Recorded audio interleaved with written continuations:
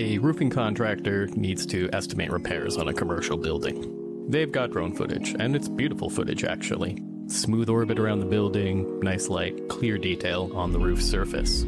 They try to measure the damaged section from the footage, and they get the wrong answer. And it's not a little wrong, it's wrong enough to misprice the job, wrong enough that it matters. And the reason they got the wrong answer has nothing to do with the drone, nothing to do with the pilot, nothing to do with the camera either. It has to do with a property of regular photographs that most people don't think about, but that is fundamental to whether drone imagery is useful as data or just pretty to look at. A photograph is a perspective projection. Objects closer to the lens appear larger. Objects at the edges are distorted relative to the center. If a building is tall, it doesn't appear straight. It appears to lean outward from the frame.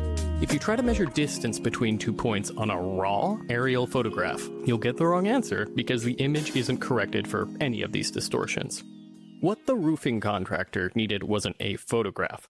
They needed an orthomosaic, and those are not the same thing. Welcome to the Drone Network, the only podcast in the air and on the airwaves. I'm your host, Bryce Bladen, and on this show we document the tech, economics, and people piloting the world's largest standardized drone imagery network. Today, I want to demystify what actually happens between the moment a drone pilot closes the mission and the moment someone uses that data to make a decision. Because I think there's a gap, a real gap, between what most people think drone imagery is and what it actually becomes when it's processed, particularly when it's processed correctly, particularly when it's processed and used well.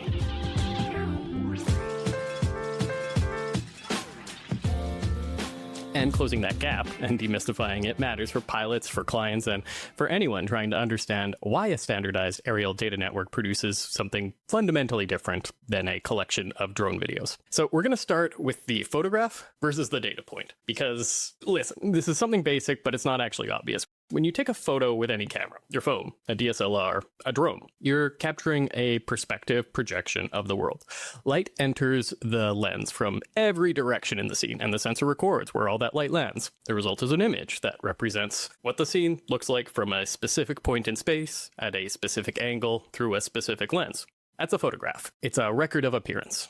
A data point is different. A data point is a measurement. It has coordinates. It has known accuracy. It can be compared to other data points collected at different times or by different instruments. It occupies a specific, verifiable location in the real world.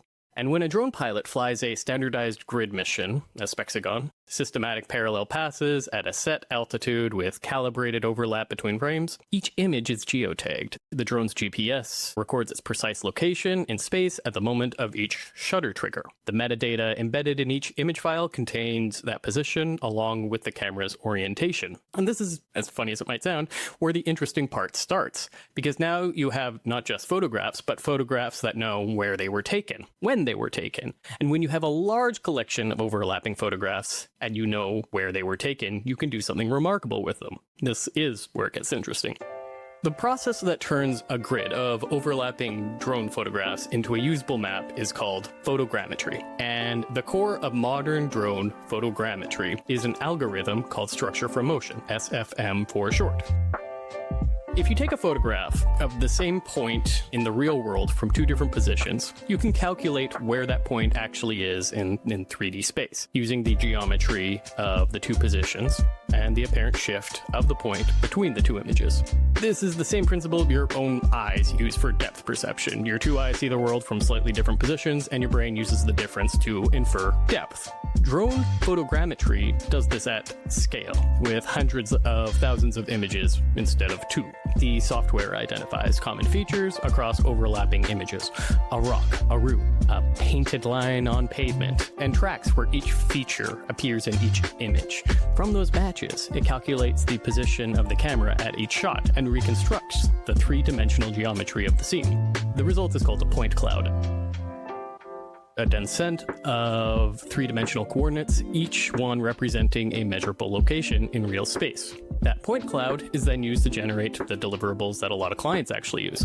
Orthomosaics, which are geometrically corrected aerial maps where every pixel represents a true horizontal distance on the ground. digital elevation models, which are surface height maps, 3D meshes, which are navigatable models of the scene geometry. The orthomosaic is the one I want to focus on, though. So what is an orthomosaic, and why does it matter? An orthomosaic is a high-resolution aerial image that has been corrected for lens distortion, for camera tilt, and for terrain displacement. Every pixel is repositioned to represent its true ground location, and the scale is uniform across the entire image. You can measure distance, areas, and angles directly from it, the way you'd measure from a paper map. To understand why this matters, think about what you're looking at in a raw aerial photograph versus an orthomosaic. In the raw photo, a tall building leans away from the center of the frame. In the orthomosaic, it doesn't. The correction algorithm has repositioned every pixel to account for the perspective distortion. In the raw photo, a roof that was at the edge of the frame appears to have different dimensions than the same roof in the center. In the orthomosaic, it doesn't. The scale is consistent across the whole image. So, for a client who needs to make decisions based on what they're looking at, this difference isn't cosmetic, it matters. A civil engineer calculating earthwork volumes needs accurate area measurements. An insurance underwriter assessing rooftop condition needs accurate area measurements. A municipality tracking impervious surface coverage needs accurate area measurements. None of them can do that from raw drone footage, no matter how clear it is. The accuracy of a well-processed orthomosaic is typically stated in terms of ground sample distance, GSD, which is the real-world size represented by a single pixel in the output image. A drone flying at around 120 meters altitude with a typical camera will produce an orthomosaic with a GSD of roughly 3 to 5 centimeters per pixel. That means each pixel represents 3 to 5 centimeters of real ground. High-precision workflows with RTK positioning and good ground control can achieve absolute horizontal accuracy of 1 to 2 centimeters. For reference, the best commercially available satellite imagery has a resolution of around 30 centimeters per pixel, and that's the expensive, tasked, on-demand variety. It's not something you'll ever be able to get for free. If you were to get free satellite imagery, that is, measured in meters per pixel. But drone-derived orthomosaics at 3 to 5 centimeters are operating at a fundamentally different level of detail. This gets to something that is probably worth making explicit, especially for pilots on the Lair drone network using the Spexy app. When you fly a standardized mapping mission, you are not producing photography. You're capturing input for a data pipeline. The photographs are necessary, but they're not the product. The product is what they become after processing. Geo-referenced, geometrically correct, queryable spatial data. And this distinction is everything. It's why the mission parameters matter so much, for one. Flying at the right altitude, maintaining the right image overlap, typically 70 to 80% between images and between flight lines. It's the minimum requirement for the photogrammetry to work correctly. Below a certain overlap threshold, software can't find enough common points between images to reconstruct this accurately. And individual frames are fine, but the data set they constitute isn't viable. It's why standardization matters. One of the core things that makes a drone network valuable, as opposed to a collection of individual contractors producing one-off drone-related deliverables, is that the data is comparable across time and geography. If every pilot sets their own altitude, their own overlap, their own camera settings, varying drone models, you end up with a collection of data of varying resolution, varying accuracy, varying metadata completeness. You can look at it, might even look good, but you can't query it systematically unless it can't be the foundation for a system. You can't compare this week to last month. You can't run a consistent analysis across different cities. You can't do a lot of things that would make this matter. Standardized missions produce standardized data. Standardized data is what can be indexed, queried, and turned into a kind of temporal layer that makes fresh aerial imagery actually useful.